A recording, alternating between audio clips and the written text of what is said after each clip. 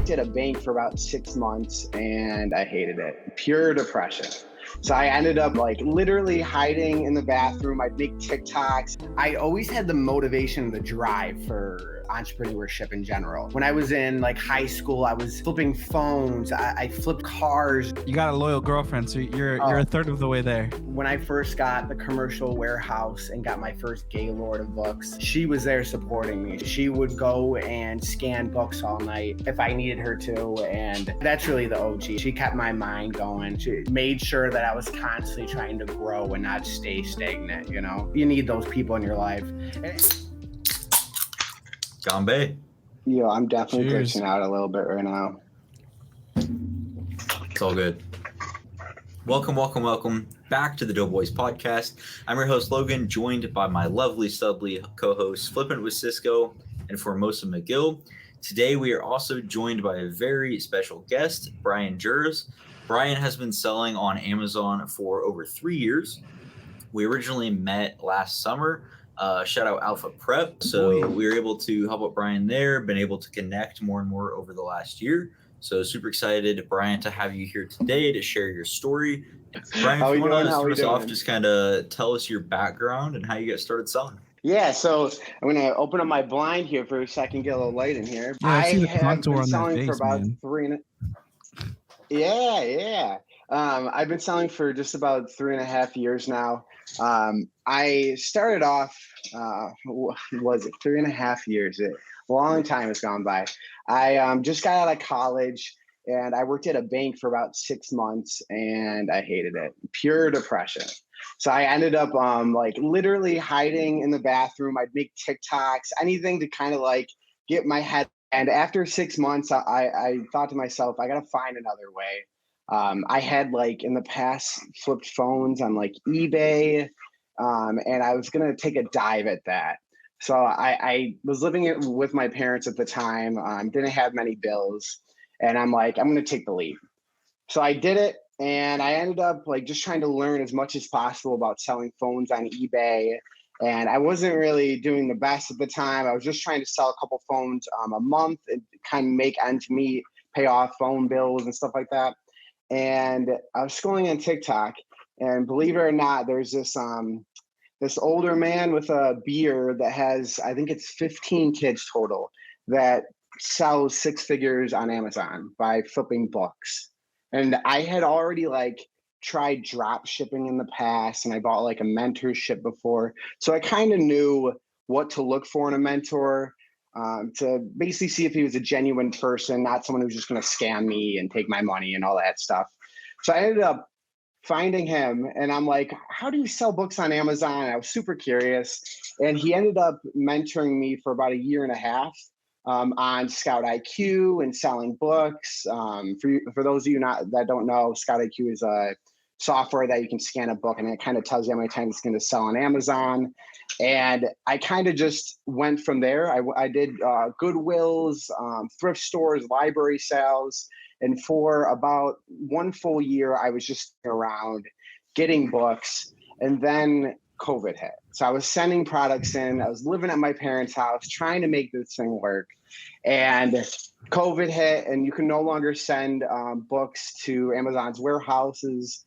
And I started merchant fulfilling books, and it was harder to get books because Goodwill and the thrift stores were closing. Believe it or not, posting on Facebook, I'll pick up anybody's books. I'll clear your house out.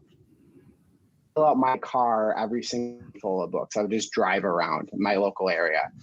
And from that, it kind of skirt off into getting libraries that would message me and say, hey, we have extra books because of COVID donations. And I ended up going to a couple different libraries that became kind of repetitive, where I would get free books from them and I would take all on anymore.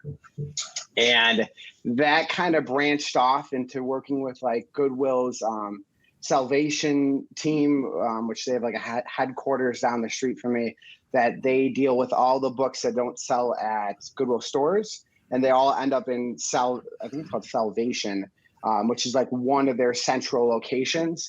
And I got to the point where I was buying 1 to 2 truckloads full a month full of books. And I would go through all those, and I ended up getting a warehouse space, and there was a lot of chaos. That was kind of my start to Amazon. I know there's a lot to that. I'm going to pause because I know there's a lot more to it, but do you guys have any questions about that? Yeah. So you said, all right, so you first started working at a bank. I know it's a lot of chaos. The bank? But yeah, no. So it went from there, and I really got to the point where I hired 2 employees. I think I had the 3 employees at the peak, and I got to the point where I really just was sick of handling books. I was working more like in my business than I was on my business, if that makes sense. For sure. All right. So you said you started working at a bank and you hated it. Follow-up question: which bank and what were you doing? You don't have to name the actual bank, but what were you doing? So I worked at Citibank, and I hate them too. Did you drop the routing number? Yeah. So then I was a risk analyst too. That was the name of it at the time. It was really an entry-level job, and it was just hell. It was like taking an exam in college or a test, your like end of the year test in high school and stuff every day. Like your brain was just fried every day, and it just wasn't for me. I was never the person who liked having jobs. I served most of my life. Oh, that sounds really weird. I served at restaurants most of my life. Sure. That's what we call them nowadays. Okay. Yeah. So I'm used to customer service, but I'm also used to kind of hating my job and being used to the 9 to 5 of it. So I kind of had like a intro to what it would be like later too. Yeah, I feel you. Okay, and I did have a second question leading up to that. So you said you like found a mentor online, and you like were kind of learning from him, and that he had 15 kids and a long beard. Is that your aspirations as you get older? Are you trying to grow out a Gandalf-sized beard and have 15 kids? Is that where we're going with that? Definitely not. I just knew he was super reliable. I knew if someone was selling on Amazon full time and had to feed 15 kids, they had to be legit in some way. So I kind of took that as like credibility in some sense to go and reach out to him and find out more. That person, I'm going to do a shameless plug. That's the Money Badger. He's huge in the book community. Oh, shout out Money Badger. Yeah, I do know Money Badger. He started mentoring me, I think, after he had been selling for like 1 year. So I was kind of his first like mentee, and now he does it all the time with people. And he's big on TikTok. Yeah, huge on that TikTok. Mm-hmm. Any questions? Though? I have no idea though. I don't know where it cut off or anything. I know I said a lot. Yeah. So you said you started off kind of cherry picking books, and then eventually got your own warehouse. You said a couple truckloads a week. Is that right? Yeah. So it started off with the whole COVID, where I had started picking up books for free from people, and that branched out. Believe it or not, someone on Facebook Marketplace had posted, I have Gaylords, which are those huge bins that they put on pallets for books. They have like 20 to 30 pallets that they can get consistently. And that was on a Facebook post. And I'm like, where is this guy getting these books? And it turned out there's this like local donation center, very similar to like the Goodwill model, but it's called Hearts of the Homeless. And they have bins all throughout my area. And I ended up getting him as a contract that like he would get books via the donation and he would sell them to me.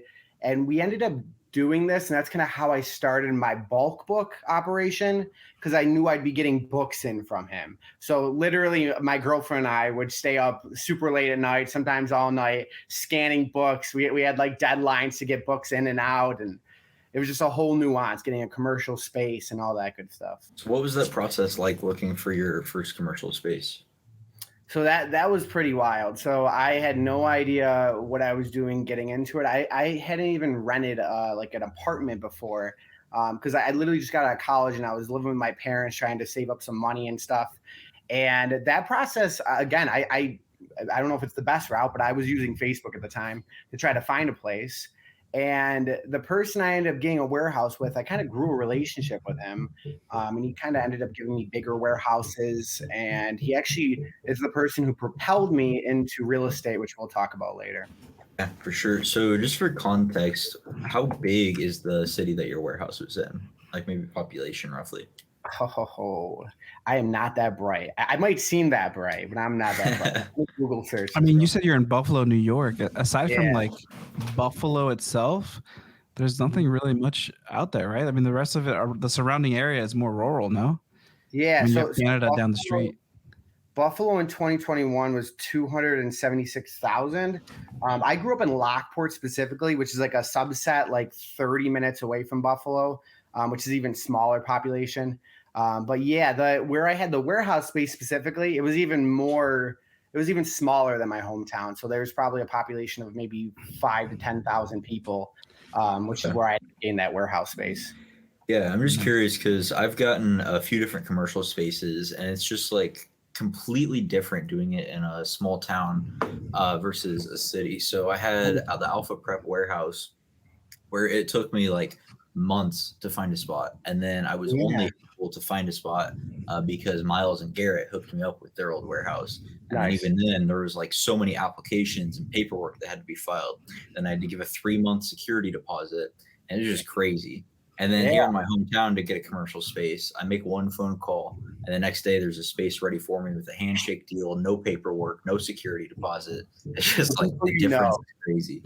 Network all day. Like the person I got a warehouse space in, I ended up getting 2 other warehouses, bigger ones, as I started growing. And one of them, I had an absolutely horrible landlord that I ended up staying there for a month. It felt like a year. And then I ended up going back to the old landlord. And it was cool because I kind of festered a relationship with him. And he was a great example of that. So he gave me this bigger warehouse space. I was paying him more per month. But he, just because of our relationship and he liked me, he gave me a forklift rental for free because he knew I needed it. So I had it. That's huge. 7 access. All I had to do was refill the propane. I'm like, that's nice. Just for context, how much are forklift rentals? Because I have no idea. I've never had to rent one. They're very expensive. I don't know the exact number, but I remember when I was looking them up, I'm like, I have to take this deal because the forklift is included. Like it was at least a couple hundred months type of thing. That's crazy. If not more. How's your business now compared to how it was when you first got the rental space? So you're saying how did I grow from the commercial? Mm-hmm. Yeah. So to give you context, I had like a 600 square foot commercial space, which is literally the size of probably 2 or 3 bedrooms, if you can kind of relate it in some sense. And then I went from there to about 1,500 square foot space. And then my last space about 2,000 square foot. So how did you know when it was time to upgrade? So I had the deadlines to get the pallets in and out. And as I started getting other contacts, like I had the Hearts of the Homeless people, and then I also had the Goodwill contact, which they ended up giving me about a truckload a month. They wanted a certain amount gone through in a period of time. So with the first warehouse space, I could only fit like 15 pallets in there, not double stacked or anything like that, just all single. So once I started getting the more contacts, more different suppliers, it became where I couldn't even operate out of there. Like I needed something. You can't move. You're squished. Yeah, definitely. So that's kind of how I knew. The other portion of it was I needed to be able to double stack. I needed more space in general just to be able to move things around to get them in and out. What does double stack mean? Oh yeah, sorry. So basically stacking 2 pallets on top of each other. But for books, they have these huge boxes that are called gaylords, and they literally just get stacked on top of one another. If they're so hard. Does anybody know the origin of gaylord? I'm really curious. What'd you say? Does anybody know the origin of the word gaylord? Cisco, look it up. Let us know. Yeah, that's we're gonna settle this. Cousin. Whenever I say it, people give me the most confused face. It's hilarious. Yeah, you should just start doing that when someone's like, "Oh, I ordered this much," and you're like, "Yeah, but how many gaylords is that?" You know? Yeah, just to get asking someone how much a mole is. Like nobody knows. It's no. The funny part was when I didn't have enough gaylord boxes. where I had to contact paper recyclers and ask for Gaylord boxes. That was hilarious because you talk to like the secretary, Ooh. like, Okay, hell I got it. What are I you got talking it. about? yeah. And Logan, you're gonna like this because it's close to home. All right. Oh, So yeah. the origin comes from the container company that created it. The container corporation was called Gaylord Container Corporation, and they're the ones who invented the Gaylord box. And they were based out of St. Louis, Missouri, on the first half of the 20th century. Close to home. Yeah, it's close to home, Make that day list, the first half of the bro. Years. Like, yeah. Can You know, can I've been wondering that for probably 3 years now since I first Same here. heard probably Reezy Resellers use that term. And you were just too lazy to Google it. Like I was me? too lazy for the past 3 years. I'm Listen, glad we were finally able to clear You it up. know something. Sometimes Nike's right. You just have to do it. Just do it. Yeah. You know, I don't look want to it be up. that guy, but that sounds like a task you really could have outsourced a long time ago. It would That's have true. taken you I should have longer to outsourced it. outsource. No. You should not have outsourced it because it would have taken No you way. longer to outsource the task than to look it up yourself. Absolutely not. You No, say, really? "Hey, Josh, look up Gaylord. It's outsourced and it's done instantly." As long as the person I knows don't what know. Gaylord is, you might get a different complete. Yeah. Actually, if you just type in Gaylord, something else does come up, but it's not what you think. So if you just type in Gaylord, it is a masculine name of French origin. What? Yep. Because my mind went straight to what I put heavy boxes on. Really? All right. See, No, I've heard the name Gaylord. I mean, have you not seen Meet the Fockers?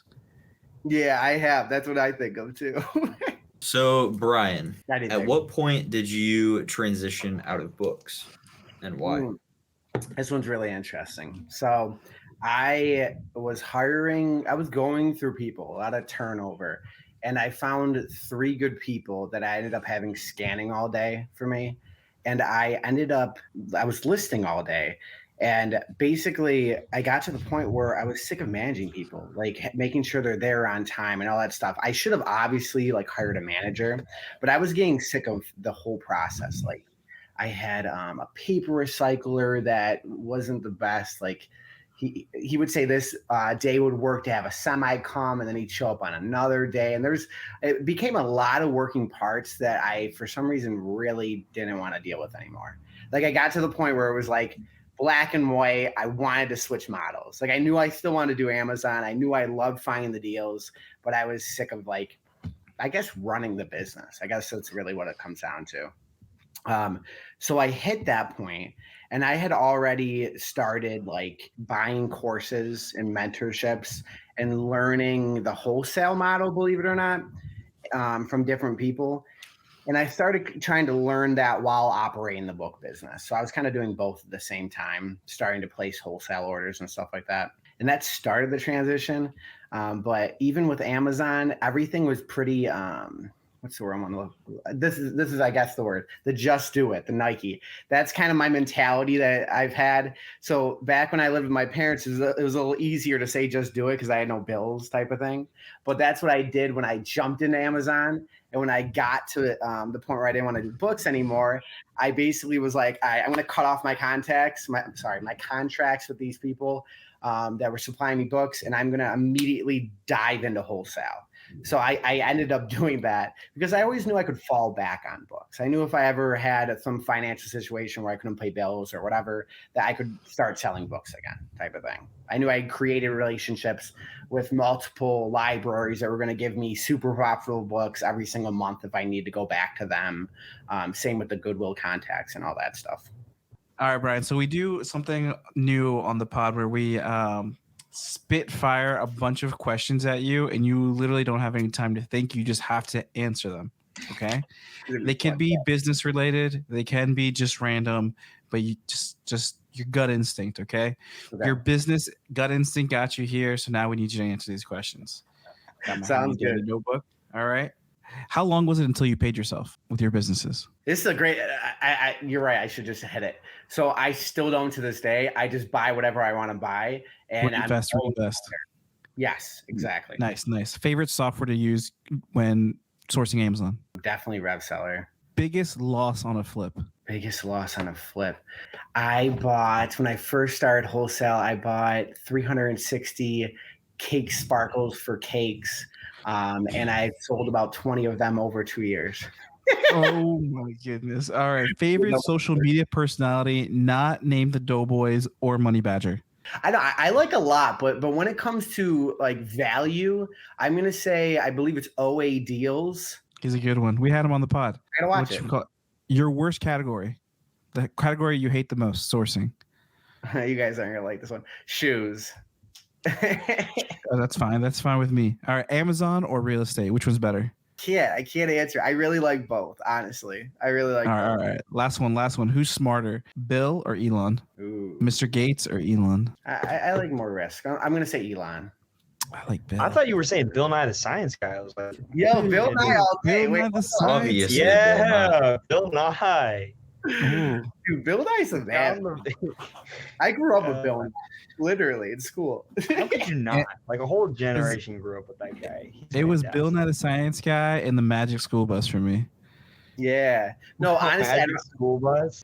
Magic School Bus all day. And what was that? What was that one cartoon that would come on like in the morning of like the Planet Earth hero? You know what I'm talking about, right? I don't know the name though. But I know exactly what you're talking about. I'm gonna figure this out. You guys talk amongst yourselves. You Find gotta let me know. You definitely gotta let me know. The Magic School Bus was OG. Same with Bill Nye. No, but Bill in general though, I haven't looked into him enough. I have Eli. That's all I had because of that. Oh, no, I found it. Okay, I found it. His name was Captain Planet. Yes, Captain Planet. Let me find a picture.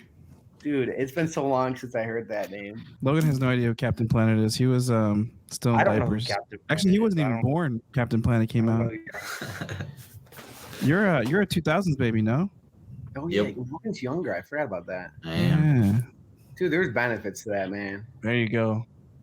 Hey, like Captain Adam. Yes. Definitely. That's definitely Logan right there. All right, Brian, thank you so much for joining us today, sharing your story. Viewers, thank you so much for watching. Thank you for having me. On the next one. Peace.